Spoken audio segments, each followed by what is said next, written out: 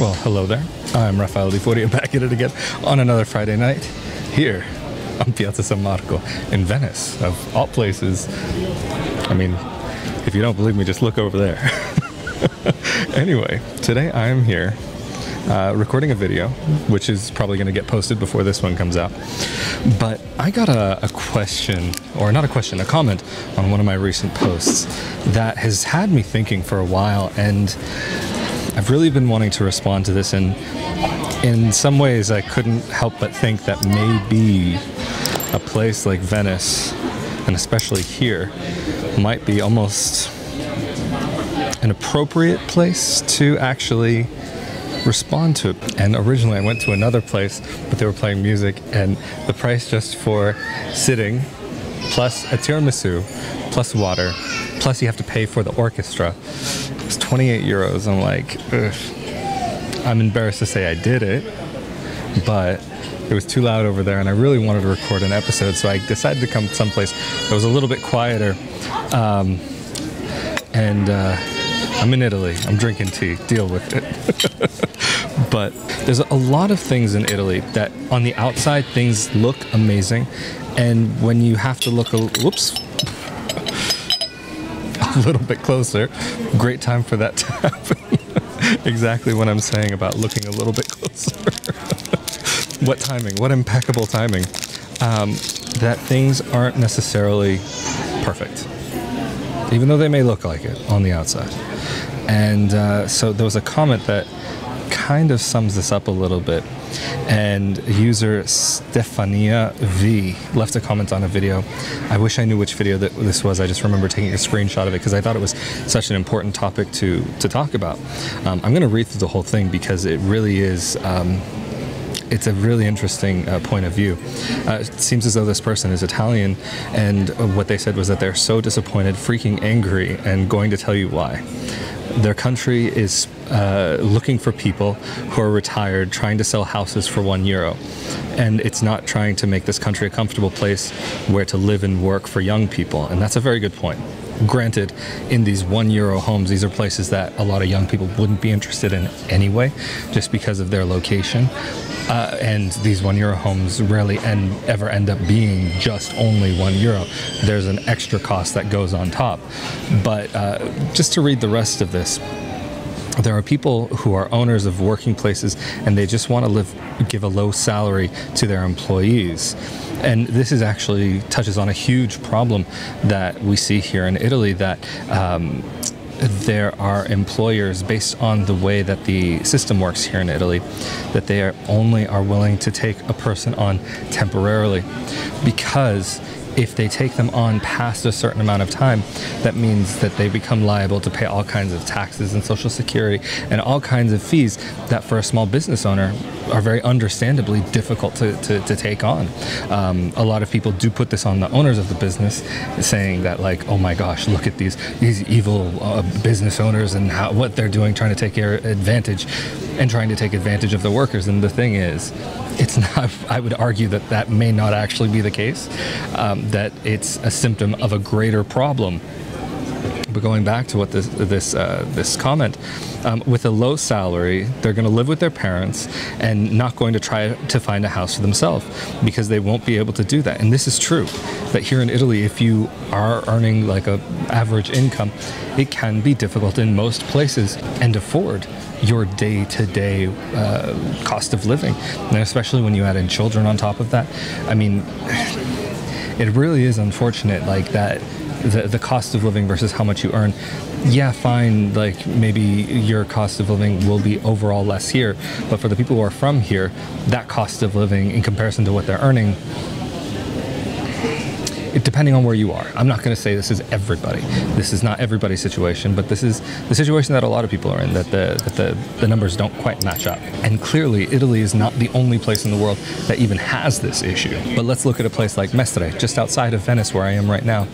The cost of living there has always been lower than Venice, but now the cost of living in like apartments, for example, is starting to go up. It's one of those prices that's starting to raise, because Venice has very much reached a limit with how many places are available, and the costs of getting a place here is so expensive that even many locals have had to leave the city because they just simply can't afford to live here based on what they earn, even if they work locally, especially if they're like working in a restaurant or something, and even like a small little apartment that would be what some people might think of as a closet just would be exorbitant per month. I'm not even going to go into exact numbers, but it's very sad, the situation that exists.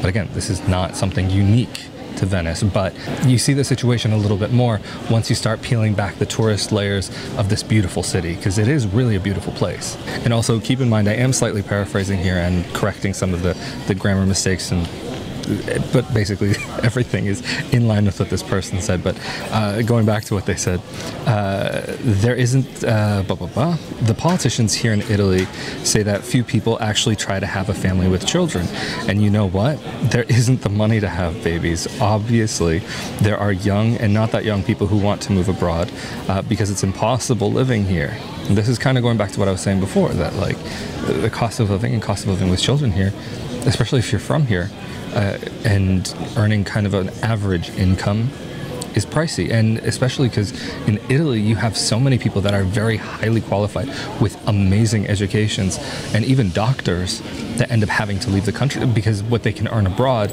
will end up being much more than what they can earn here, and being able to let them live a very comfortable lifestyle. But the other side of the coin is that it has actually led to a shortage of doctors in this country. So one problem ends up leading to another problem. And going back again, obviously there are young and not young people who want to move abroad, and that's because it's impossible living here. And I know I seem frustrated, but I am. And it's a level of frustration that I very, very much understand. And it's really unfortunate that this frustration comes from a place that is actually quite valid. And again, going back to the comment, at the beginning of 2020, this person helped their aunt to learn English to be able to help their aunt move abroad. To be able to get a decent job instead of staying here in Italy and then sending out CVs to not get a response and not get a job, because the unfortunate reality is, often speaking, that there is a lack of jobs and a surplus of people who are highly qualified to be able to get into that area of the workforce. And even going on further in this comment, this person said that their aunt couldn't get a job because they were overqualified for a job. And I mean, what a insult to be overqualified for a job. Like, if a person is willing to work, let them work. I know I've had that happen to me before, where I was not here in Italy but somewhere else, where I was my work had kind of dried up for a brief period of time and I needed to find other work. It's just, that's as simple as it was. And so I went to some gift shops because I had some sales experience, and I said, hey, like, I would love to work for you, blah, blah, blah. And even people that I had a connection with already, like family, friends, and so on, they're like, hey, sorry, you're overqualified. We'd love to have you, but we don't think this would be a great fit for you. And I was like, what do you mean overqualified? Come on, this is a bit absurd. And going back to what this person said, in their opinion, that the politicians don't seem to even try to be on the side of the Italian people, but they're very good at taxing people and taking money from the Italian people and not using the money for the country, the population. And obviously there are even people who love this country, but then this person said, to be honest, that they're not one of them. And it is unfortunate. A lot of the money that is collected in taxes gets spent on things that maybe could be spent better in other places, and supporting the population in different ways.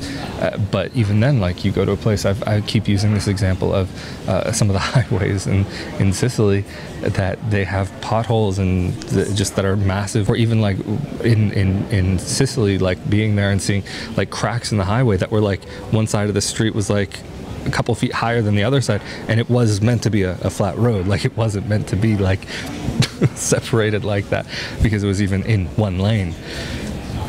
It's such a beautiful country. It's such an amazing place that still has so much potential. And this may be something that is a bit controversial, but from what I've seen, the way it seems to be, and I definitely could be wrong, but unfortunately, it seems as though that there's always a lot of finances put into some of the more beautiful things, some of the things that really catch the attention of international media, tourists, and so on. I mean, there are like places, again, I always use Alto Adige as an example, like they do hold on to their locally collected taxes, so things do work differently there, and things are spent on the upkeep of things there in a different way than in the rest of the country. So you do see a difference in how they live there versus how people in other parts of the country live. So to me, it's absolutely fascinating. So in reality, Italy is a wonderful place. Italy is a beautiful place, and it has a lot to offer, and it does treat people amazingly in some aspects of life. I mean, there are certain things here like healthcare, which the level of healthcare here and the access to healthcare here, it's really amazing that it does exist, and it's something that I'm definitely grateful for. That doesn't exist in the United States. Like simply just having the ability to be able to go to a doctor, go to the hospital, and not have to worry about a giant medical bill at the end of the day. I mean, that is something that it really makes a difference. I mean, I know so many Americans, they don't think about going to the doctor unless it's like life and death or like a huge emergency, because I mean, if you go to a doctor, realistically speaking, you may end up having to go into debt or putting it on credit cards, creating another type of debt for yourself. I mean, it's very unfortunate. So there isn't one system that's perfect. There isn't one system that is necessarily has it right, that has every aspect right.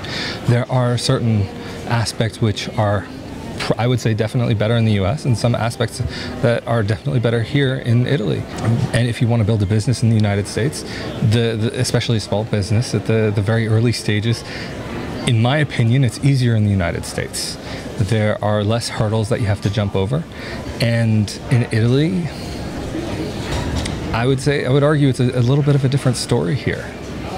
It's unfortunate, but this is the way it is. And I mean, everywhere, it's not easy necessarily to build a business, and especially for small business owners, there's a lot of hurdles to jump over. And that's just a reality of the world we live in. But unfortunately, here in Italy, I would say that there's maybe another level to it. And I feel like in this episode, yeah, maybe I'm being a little bit on the negative side about some of the things here in Italy, but I think it is important to stay realistic about some of the wonderful, beautiful things that Italy has to offer, but also remain in reality, rooted in reality, understanding what is going on and what things are actually like in this country.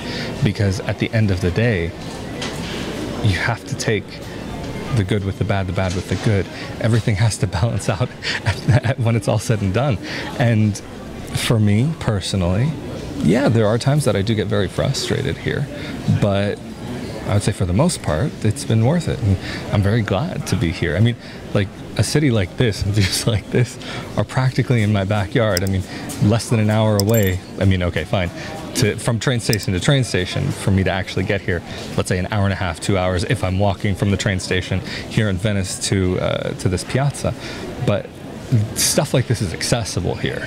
You don't have that in the States. You can't just hop in a car, hop in a train, or walk down the street and get to a place like this. That is one of the most beautiful aspects of life in Italy, and one of the reasons why I'm truly grateful to be able to call this place home. And anyway, I think this is also a great place that I'm going to round out this episode. So of course, a huge thank you to those of you who help to make episodes like this possible on a monthly basis. And also be sure that you are subscribed with the notification bell turned on if you're watching this on YouTube. If you're listening as an audio only podcast, be sure that you're following and or subscribed on your podcasting platform of choice. Of course, as always, I'm Rafael di Furia. Stay safe, stay healthy, and I'll see you all next time.